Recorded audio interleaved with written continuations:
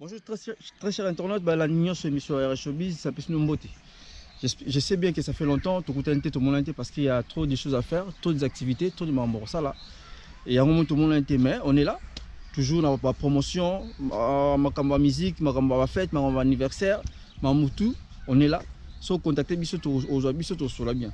Mais le long ça moi briefing émission dans ngamoko le lot juste que mythe na artiste moro congolais à ça à la messe na biso. To me pas partager l'actualité. Aux les kalata mboka messe. Là après simboté na batu balinga biso, mboté pe la to balinga biso comme d'habitude. On est toujours ensemble. Surtout pour la communauté ngabara, même ennemi na yo, le co traité naé pour un intérêt moro commun. Mais ceux qui te checkent la diversion entre nous, voilà, tout ça là été to ba ennemi, tout ça la raboyer.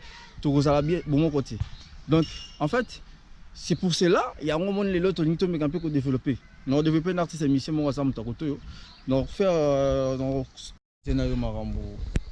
Comme nous les que la navette à la messe. Aux artistes et musiciens, dis-nous clip na yo nous ça clip tout monde ba image ça puis tout combien tout ce qui nous. Bon pour la clip nanga précisément donc dans ce taille la siko na maison il y a on se dit charger au l'image pour bango gérer pour la ligne maramna salama dans le propre dans les camions la ligne que presser maison dans raté bango besoin qui makambo besoin qui image si le ba traiter image tellement que ça dans le projet monsieur ça suivi après clip il y a un monde dans sa passion pour tout la makambo tout temps sur les droits chemins donc tout le temps maramna le ngete donc bientôt bon mon la clip donc ça la maison il y a image bango besoin gérer makambo le jour quand il comme pile poil prêt pour aux au courant. Mais au moins que non clip vive la technologie a évolué image ça qui dans clip voilà au sticky 2 mois passé 3 mois passé tu osé l'attente bah matériel ça c'est que moi toujours lancer clip pesation efficacité image voilà il faut boire bah après bien sûr ouais la pression quantité donc tu es vraiment mon frère donc on a repris ce faute côté voilà pour dans le monde de la technologie tu comprends comment les technologies avance donc le côté on a venu dans la raison donc il y a tellement qu'on a vraiment la profondeur tu sais et on est allé là bateau bateau qui image bah on dit bah repris ça pour cambodia la table donc carte sur table. OK moi des PRK juste qui image à un peu décalé bon tapis rouge tout ça puis le loyo na manager na yo parce que tout le monde il y a des événements ils ont les la messe parce que ça va tout la messe pourquoi pas toi boza puis on a manager non boulot nini là on y a ça te pour yo aux quand même jouer dans la communauté afrique congolaise pour la mon anniversaire bébé Joachim au salaire moi bien j'ai ngamona za 15 CPA mais pour la nini lelo bato baza organiser ma masole belé tout ça besoin de promoter bazo pitcho la quantité zani. Donc merci d'abord pour l'anniversaire à bébé Joachim, il y a le Loris Moutima et à Junior Mbidi. Donc je vous salue de loin. Donc bateau ça l'activité là-bas on a messe, bateau organiser l'activité là-bas on a messe. Baby pourquoi? Parce que moi je suis pas là pour intercaler les projets, les idées des autres. Donc on est là pour tout ça beaucoup, tout se soutenir pour tout ça la même place. Yo Alimasi, aux garçons sympas. Quand je te flatte pas le rôle bango, même en ton absence. Je connais tes capacités, ta bonté, tu vois, ça vient de le bas âge. Monter en malam, babota maralango, force à rangoter, et balugarate au comment là qui me colle, et au rocate. Donc, bateau, basa la prochaine bango, bazo bel, ça va mission, bazo de messika, basa la organiser la bango, et ça, ba projet na bango, ndenge ba vandi selon clip na bango, ba organiser idée na bango, ba lingi boule na bango, ba sali projet na bango.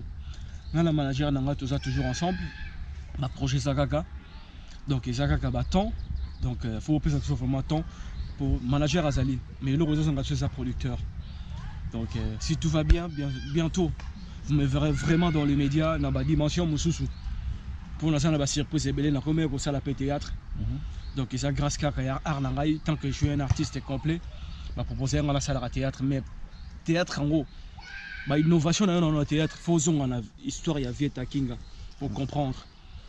C'est là nazo kendele. Mais dans la manager dans tozali, tozo continuer à projet, disque ça sur le marché, dans nos facilités, tozo continuer pour financement. Et maramba poto, bateau barrière participer à la disque, c'est faut moi quelque chose. Il faut Moutoro participer au bon matin on a été pour rien vu qu'en Europe tout c'est l'argent, le temps c'est l'argent. OK, t'as pu moi j'étais basé juste pour savoir. Relation nini osala ngama beto malamu na bande comme tous pour ça que non bah et que les artistes musiciens si pour ça que non ni invitation ni participation. C'est là le problème. Mon problème est là. C'est au meka, ce qu'il y a c'est le moment où peut-être ce qu'il y a et vous permettez de la raison pourquoi ça bon, pourquoi ça la bon. Dans ce sens-là, le problème ni juste ça. Moi personnellement, je dis que non, si bien ça peut être pour la boy. Ngasogi, babek ça a raté le projet na bango. Je sais pas pourquoi, franchement, de 1. Soki, bazar a un problème, on a manager nangai, Kevin Pololo, pour la chaîne manager. Pour le seul Masayamba na Mikili, après ça espace, tapis répété, nanda kuna ina chama kile, nanda kuna pour la salle de projet nangai. Nga na robingo ba complexé, dans le sens que complexé. Pour moutosani na projet, osani na problème. Ah mutu mususu. Mais Makambouana et qui est là tu vois donc vous avez arrêté donc quand la défi boy net ngala limas to côté ni boto pesa ni mbote to vendre des cigarettes to c'est qui to lié mais tant que comme ma projet au Italie ça fait partie de mon métier parce que je suis un artiste mais c'est yebi partout mais pour la communauté congolaise voilà. D'abord tout ça coton tout notre communauté congolaise ça pèse ils ont pesé mais tout c'est le métier mais si on fait tout chipper la communauté parce que ça englobe des gens englobés parce que c'est élévation ni de l'Orient ni de l'Occident et à Rapanzambe bien sûr mais bateau on attend on va passer une inspiration idée à tout mettre sans les moroboy et ça une bonne initiative pourquoi pas que ben de pilier ba jeune au bazan mboka ba artiste bobi ke bozara na mboka mbara na bango mais ba ça là ngote bon ngala on peut savoir faut tu ngala ben ngala déjà complexe il y a fériorité pour un artiste tapis rouge, un artiste complet. Pourquoi pas te mettre ça? Ndé yo bet sanga yo sanga. Au fond du aussi production no moboy. Pena mindele. Ya batu moins douté. Au fond d'abord ah tapis. Ya ndé ni na projet moboy. Ya ka to bambula. Na ebo to 5 6 to beti. Au moins la comme ça. Donc faut ba garçon baza rolo boza garçon moko ouvert, tu vois, ouvert l'esprit. Donc ça ouvert na morale. Donc là je préfère mieux qu'on soit en contact avec Bino. Pas comme Bino, mais yo, Robert Alimasi, RR Showbiz. Donc je préfère mieux qu'on soit en contact avec yo, pour les jeunes mots, aux ouverts, aux francs, aux direct. J'aime ça au monde, à la pression beauté, na Sima Mukongo, à Betio Mindoki. Donc voilà, on a un complexe. Le complexe, ça manque en priorité. Pour nous, on est tranquille, mais au continue, nous sommes un complexe. Au moins, peut-être ça, ou bien, c'est détaché dans Moutouana.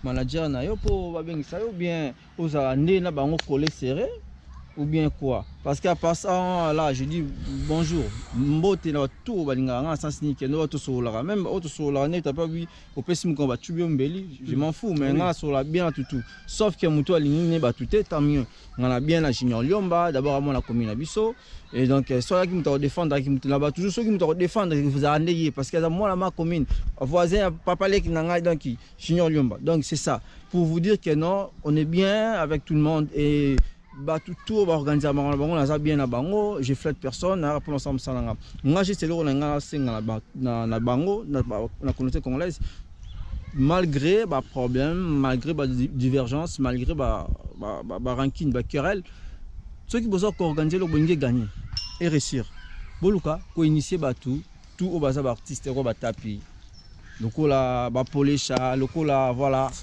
mais bon ça la bongo bon moi là qui va gagner plus de clients clientèle et ko ba belé bongo ko ta parce que monsieur balandi tapi balandi groupe tapi monsieur c'est comme ça dans ce sens là nga ya juste ça nga ça conseil et tomber pe tapi azala nga on te met ko partager na tourner personnellement bon tapi siko yo projet dans un jour malgré ba sous-estimation zo zo lelo ceux qui m'a mofungwa mi et là on nini yo ko lancer comme appel na bateau le bossalo au bossalo ben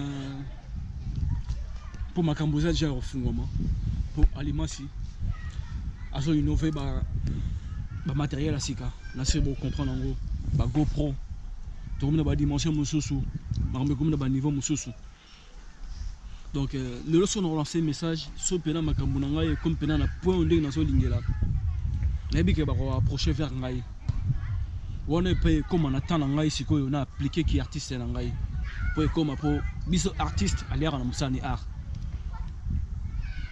Bien sûr, je suis un homme du métier, ça le rappelle métier. Bien sûr, je suis un artiste, je fais tout, je me débrouille en tant qu'un artiste. Mais dans l'art, pour participer, et là, on va bien la dédicace. faut récompenser ngai. Bah C'est oui, obligatoire. c'est obligé.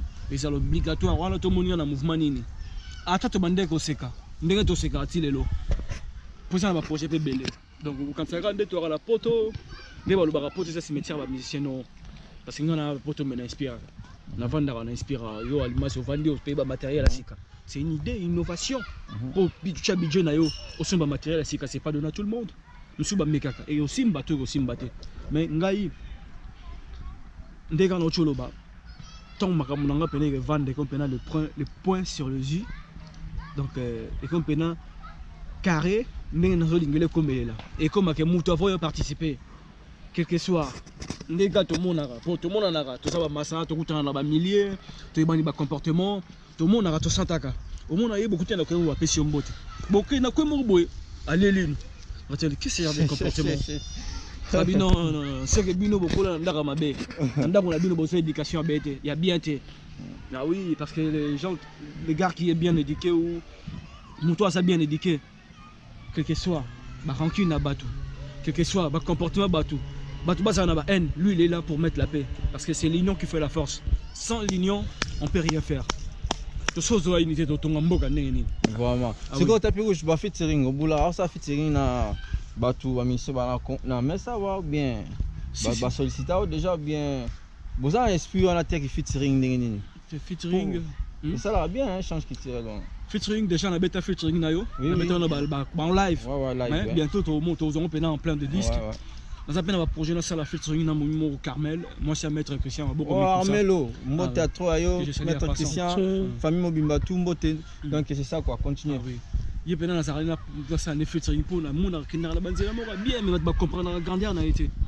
Dans un projet na ça la featuring na bateau ba kansera lo la to so la raté. Pour les arabes tout coûtera na kuzibo to pesa nimbo. Tant ils vont autant mis sur bateau. À kanami fit polesha. Polesha. Voilà, ça vient d'ailleurs, mais comment on va on a l'émission ensemble, c'est trop dur. Non, en fait. Désolé, là, vous avez raison. Mais ça, voilà, un collègue musical. Désolé. Collègue peut se trop dur pour tout. Bon, bref. Voilà, ça engage qu'à lui. Ça engage que moi, parce que c'est moi qui parle. C'est Tapis Rouge qui parle. C'est la parole de Tapis Rouge. Non, mais qui l'a sauvé l'image, mais Tapis Rouge. Ah oui, collègue, vieux. Donc c'est pas vraiment la coïncidence. Donc là ça va aider là ça la pour filtering na pour yo kan ayembaka. Ah mais yo déjà si, bien sûr, mais tu vois, studio c'est pas en live. On a béton en live. On a béton en live. On comprend là, tu es un artiste. Tu sais comment te défendre. Tu prends ta voix, ta belle mélodie qui t'a dit et t'a donné. Au côté ça on a quatre sons, la musique. Tu vois, voix na biso, ba robeta musique qui na banzela nyoso. Pour des mikolo sauter banzela na okende.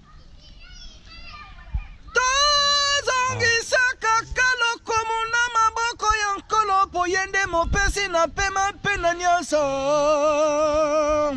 bande kota komisa kolo et ça banzela moko boye na soki na musique mutu pas comprendre en face à l'artiste mais pour comprendre bien na bato ba ça artiste c'est faut noter bêta pour comprendre ligne ni la kendeleli et on a lingara ça ne featuring pour na yo kan nengeni ya kendelela ka c'est pour ça pour Carmel na yo kaye na yo ka ba bêta na pembeni mais il faut na yo ke bien faut na bêta ne featuring pendant des live boy donc to make dans la live après de quel studio on appelle en 5 featuring donc ah oui dans 5 Carmel featuring dans 5 peu de featuring parce qu'on appelle en pleine préparation album là la MCO donc ils sont vraiment typiquement congolais donc c'est dit bon ah oui donc mon biso artiste et belé ba grandeur na biso tango ba mona to s'éclataka ngati na vana na messe ba mutu so mona tapé ou l'artiste ah baboyaka mais jour ba mona ngai jour ba bengsaka mais je 31 ans à Robert en indépendance l'année passée mais ba mona ba qualité ba travail ndé ba comprendre mais si ko tapé tout ça peu clair yo ba bengsaka côté na infiniment na yemba la moko au mi côté na kati mo que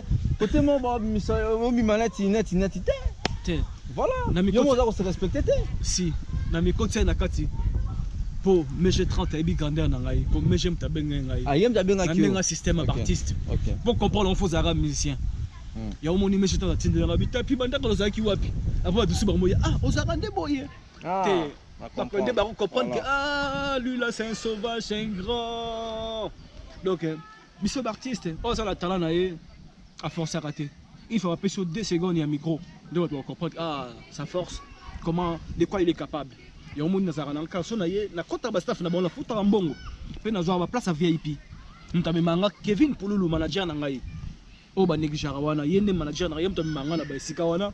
Abita pi photo kende msonga na boya na ngai atapi talaga Kevin talaga mona te tapi photo kende makambo ona yo artiste mambo le talio. Ye mtachanga musukusuku.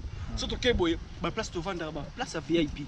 Pe batu ba dépenser la plupart peu plus tout à l'égard ba messa na biso. Ba champagne tombara wana ba bouteille ba jack.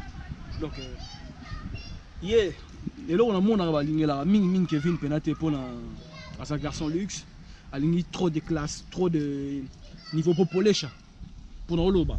Pour c'est moi qui s'engage que moi. Aya, tout ça que ça n'est boule to linga né idée. Pour moi on a clip wana sala wana, ma chorégraphie. Ma pas, je fais partie à bateau on a contribué. On a gagné les secondes là. On a gagné le roté, on a gagné monnaie des singes, ranking. Au Vandaboy, Moutoussou Bando sur l'année bien, et là on a tué le bas. Donc, jalousie forcée. Je veux ça, pour les chabas José, ma petite la binana, ma petite la oui, franchement, la benga, ma petite bois, tout chez poids. Pour la Zoaka, hier, la tout ça Kevin, pour la Zalara, on a trop sur l'année boité. Parce que tu es un manager, vous avez un manager, moi, ça là. Intermédiaire. Tu as gardé un biseau. À côté de la carte de Nabiso, jamais n'a pas maman bonabé sa projet Nabiso. Faut tout ça na Kevin, ba vendre sa idée à travers l'idée on a masana au changaboul, ndetouri ba chemin to kendelele. Donc à partir anzela wana na ba rankin na bango na makambo mususu. Donc ça là que est bouleversé ba donné, et beau ta qui jalousie. Donc ngabe ngo ça qui jalousie forcée. Mais yo la okape bino bokenda ti Luxembourg okende na masolo e babeng sabino te bomo bokomi kutu kosenga to beta ta to na ba bongo ngala ba nem ta clair le ko yo moza la ba le va batu na wa ki ya kenda ko bonela abeta na Luxembourg putain na lo mes pour la le beta na Luxembourg ah moto ça l'organisation à makamba papa wemba zaki jour mémoration papa wemba que son âme repose en paix que je salue sa fille Love Shungu Wemba ex yangai on a pesi mbote la musique to kimbana yo tanga ni ba chic mais bana Saint-Vincent de Paul Mobimba nyo sur la pesi bino mbote Pierre Koti makola tapis rouge donc to kenda Luxembourg mutabeng sangai Kevin manager na ngepta mesana otambu sangai na Michou la reine imta simbi mes Mobimba donc la première dame de Metz Michou la reine il est 140 donc ayemo ko zara yemoro Solange Joao, la bosse en Yotembote, non, la grande dame, Solange Joao, donc il y a vraiment la montée. Donc, Karaté Misso, bientôt Misso ici la main, la bosse en été, voilà. Donc, Tokenda Luxembourg, Tokenda na biso ka barbecue, ndenge zalaga, avec cette photo que maman papa yemba, Tokenda Tokenda mais na soba champagne. Et ça kuma mbaro beta te, nini te. Donc, on va jamais na lela ko beta. On va jamais na lela ko beta. Jamais zakaba. Ça marque inférieure, complexe infériorité. Et là, mon côté, jamais. On a tellement goûté dans le podium. Mais ça là qui nini juste bref, ça qui nini. Vous allez qui kuna oui ou non? Oui, dans ça kuna ngala Kevin. Au bon de là, comment tu la podium beta oui ou non? Jamais. C'est bon. Tous ceux qui sont là, t'as plus rouge pour ça monter, tu vas sur la parce que tu as clôturé. Comment ça là, caméraman diva, l'Indien le plus suspect à la tête, non ça là.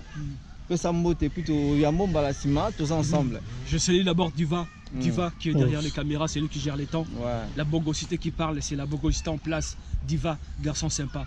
C'est un Indien et c'est lui qui gère tous les Indiens ici à Metz. Voilà. C'est un sympa, donc sympa garçon, on est dans le barbecue avec la tu peux prendre l'image Diva, tu prends l'image barbecue, filme un peu là-bas, montre là-bas, il y a le barbecue. Vous voyez, il y a le barbecue qui est là, et voilà quoi. Donc Diva, tu peux revenir. Diva, il n'y a rien là-bas, tu peux revenir là. Comme ça, on va clôturer. Ah oui. Voilà. Mingi ya liboso na opesa na mbote na casa militaire. Ponga za mona casa militaire. Les lois on forme mais ba tellement ba bandera le matin l'Angola casa militaire. On voit type moi avant la casa moyo. Milton FIFA fédération. Faut pas trop. Casa militaire. Milton général. Motema ya mama Yolande Nyondo Koti. Mama Yolande Nyondo. Mbote ayo toko. Donc papa na Rosa et le petit Milton Florida Maton des jeunes original wana famille na ngai. Donc ba on peut na basala gena comme binkili. C'est grâce à Bango. Sans oublier Nada de Vangama, Motema Yaselio, on a pas parlé en Gaï. Sans oublier Ville André Maswama, hein, Motema Annie. Donc bienvenue Kumbulo Sala numéro 10 à Bana Mombele.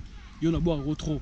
numéro de défenseur valable là-bas dans mon bel et bienvenu Kumbolo Sala. Santos Kiala Nasoyo, Wali, patron Wali. Donc, Ronel Koti Tokoyama, docteur, Jean-Luc Koti, le banquier, ainsi qu'à mes parents, Papa Pierre Koti Makwala, Maman Zingamouila Marcelim. Donc, Batarobois Kabazé Belé, le monstre Tigana. Donc, c'est Belé, Bachafi Japan, Barré Jaba. Tapine, nous sommes arrivés à la fin de cette émission. C'était juste tapis rouge. Christian Kosinaren et Milor Milambo. Tatou de tchats chez les guerriers de Brésil.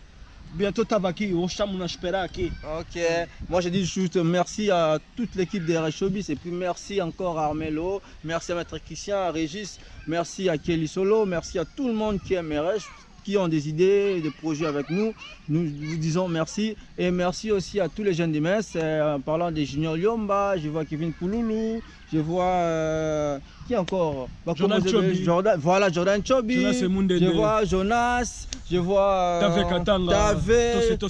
voilà, je vois tout le monde là. Je vois Frézy Poudi, je vois Junior Mbidi. Voilà. Et sans oublier, comment la banque que nous on a banque surtout des vies comme on a habité. Depuis chaud, merci à eux, félicitations pour la moine à Ochobotama et qui est encore Djibril Nzungu, qui est encore DJ Meketa Ketmos et encore DJ Cantona, DJ Fiché Caché. Et merci encore Maman Tété pour la restaurant qui t'a réceptionné sur la messe. Et merci encore à Jonathan Gattuso, couleur d'Afrique toujours. Et merci LCK, c'est du bon.